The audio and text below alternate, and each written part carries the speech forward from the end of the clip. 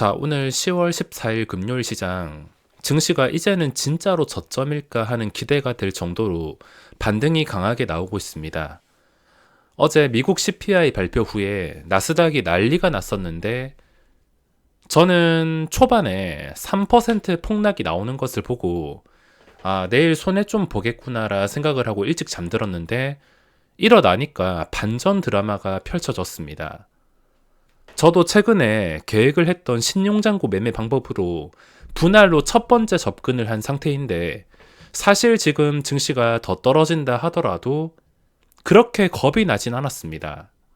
오히려 욕심 때문인지 신용장고가 제가 생각한 이 구간까지 들어오게 된다면 추가 매수를 생각하고 있었지, 기다리고 있었지, 반등이 나와도 나쁘지 않고 더 내려간다 하더라도 추가 매수를 할 수 있는 상황에 증시가 이런 상황이 내가 주식을 하면서 얼마나 찾아올까라고 생각을 하고 어차피 추가 매수를 계획하고 있었기 때문에 하락에 별 신경을 쓰지 않고 있었습니다. 제가 지금 말하는 중요한 게 뭐냐면 하락해도 대응 방법이 있고 상승한다 하더라도 대응 방법이 있습니다. 상승하면은 첫 번째 들어간 거에서 마음 편하게 적당히 수익, 하락하면은 원래 계획대로 두 번째 추가 매수까지. 주식을 하면서 중요한 것은 이렇게 방향이 어디로 움직인다 하더라도 대응책이 다 마련되어 있어야 되는 것 같습니다. 그저 주식을 사놓고 떨어지면 불안에 떠는 게 아니라 내가 계획을 세워놓고 어떤 방향으로 움직인다 하더라도 상관없다, 나는 충분히 안전하게 대응할 수 있다 생각이 들었을 때 매매를 하는 게 좋습니다. 그리고 말씀드릴 게 있는데 만약에 지금 반등 시작해서 계속 황금선 위까지 반등이 나오는 장이 이어진다면 저는 추가 매수를 하지 않을 것입니다. 첫 번째 매수한 것에서만 익절할 준비를 하지 이렇게 올라갔는데 추격으로 추격 매수를 하지 않습니다.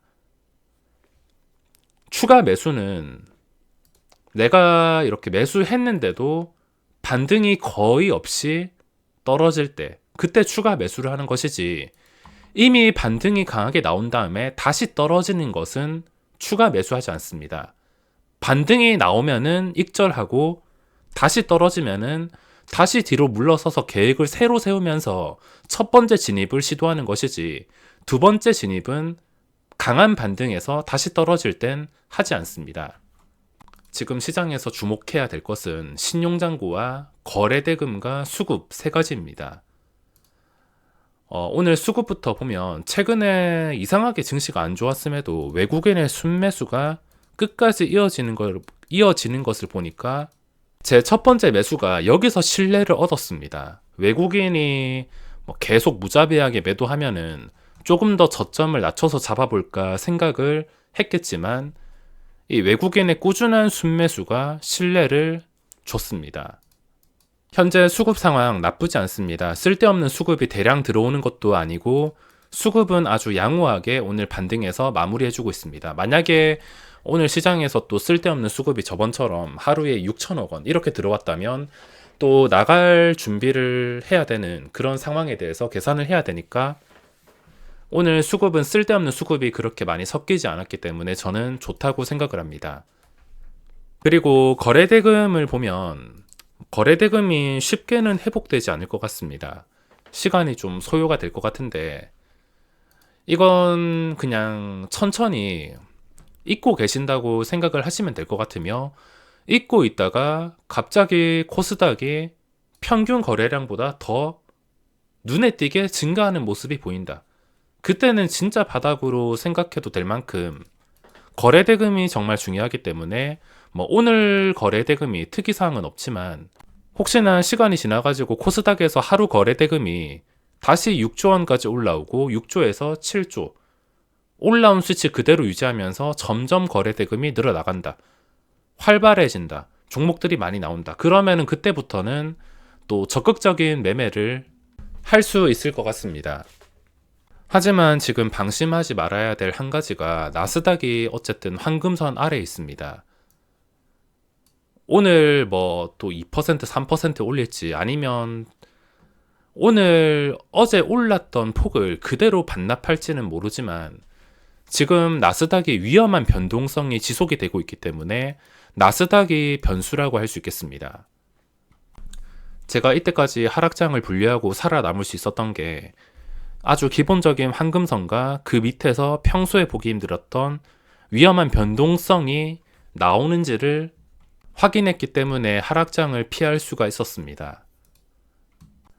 자, 오늘의 종목을 보면 일단 오늘 관심주 1순위가 신라젠이었는데 오늘 도저히 예상하지 못한 상황이 나와버렸습니다. 시초가가 22%에 잡혔는데 저는 이게 험매수인 줄 알았습니다. 처음에 상한가에 잠겨 있을 때, 장시작 전에 상한가에 한 100만 주 쌓여 있을 때 이게 설마 체결이 되는 물량일까? 험매수겠지 생각을 했었는데 마지막에 풀려가지고 10% 이하에서 시작을 하겠지 생각을 했었는데 그 수치를 훨씬 더 뛰어넘어서 22%에 시작을 했기 때문에 아무런 손도 쓰지 못했습니다.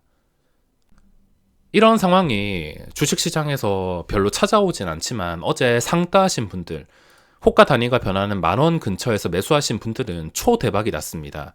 그리고 저는 어제 시초가에 매수해서 적당히 오를 때 매도를 했지만 지금 결과만 봤을 때 만약에 제가 어제 보유 중이었다면 오늘 지금까지 팔지 않았을 것 같습니다.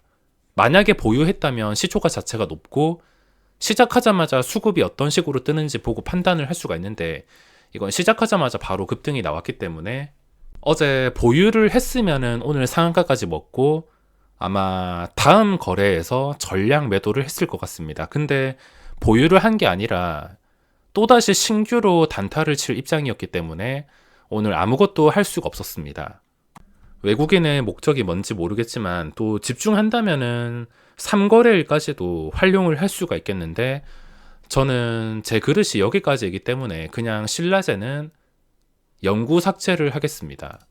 이 종목이 좋다 안 좋다를 떠나서 제 작은 그릇을 이미 깨버렸기 때문에 이제는 없는 종목이라 생각을 해야 될 것 같습니다. 지금 상한가 닫힌 시간이 오전인데 그 뒤로 풀리지 않았기 때문에 또 낮은 갭상승을 기대하기가 어렵고 당분간 거래대금이 폭발하는 것은 변함이 없으니까 당분간 시장에서 계속 관심사 1위를 차지할 것 같습니다. 결과론이지만 만약에 보유했으면 수익금이 꽤나 짭짤했을 텐데 제 주식 인생에서는 이미 초대박이란 단어를 지워버렸습니다. 단타 치면서 몇 배씩 먹겠다는 생각을 한 적이 없습니다.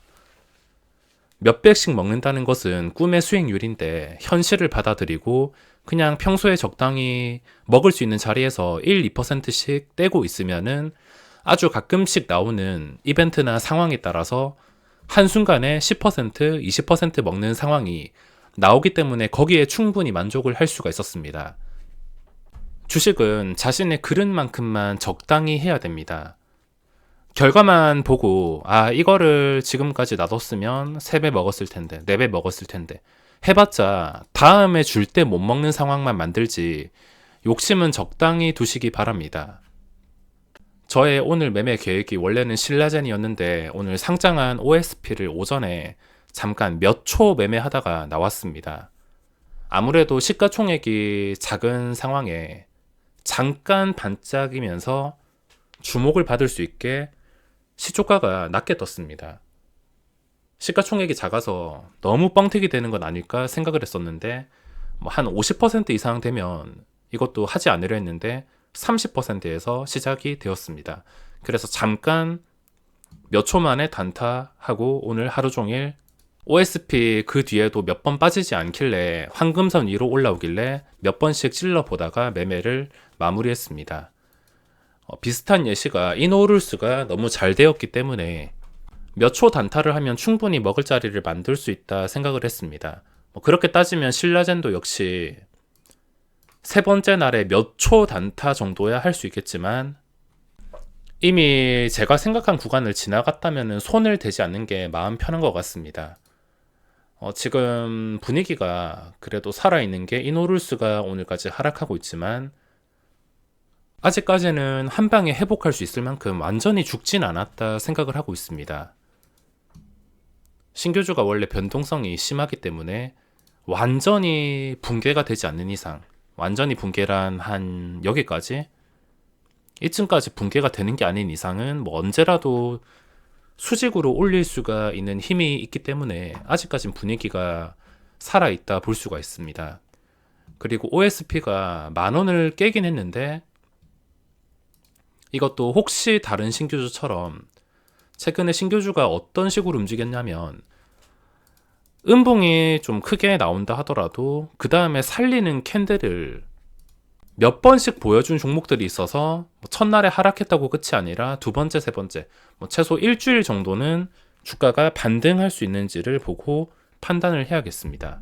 게다가 10,000원 호가까지 겹쳐 있어서 혹시나 이 시가총액이 작은 종목의 주포가 다들 방심하는 틈에 들어오지 않을까 싶어서 신규주는 완전히 무너지지 않는 이상은 지켜볼 생각입니다. 그리고 외국인 단타 놀이터인 한미글로벌 샀다가 팔았다가 하지만 주가는 다시 신고가까지 올라왔습니다. 그 중에 유신이라는 종목이 있는데 상한가를 간 다음에도 주가가 쉽게 밀리지 않고 있습니다. 이거 역시 지금 신고가로 분위기가 살아있는 상태. 오늘같이 지수가 급하게 반등하는 날은 단타는 그렇게 재미있진 않을 것입니다. 전체 종목에 골고루 분산이 되어서 괜히 한 종목을 잘못 따라갔다가 상승장에서 소외만 되게 손실 볼 수 있으니까 평소에 하락 때 잘 지켰으면 오늘 안 먹어도 됩니다. 당분간 지켜볼 만한 종목들이 많으니까 10월 힘내시기 바라며 오늘 영상은 여기서 마무리하겠습니다.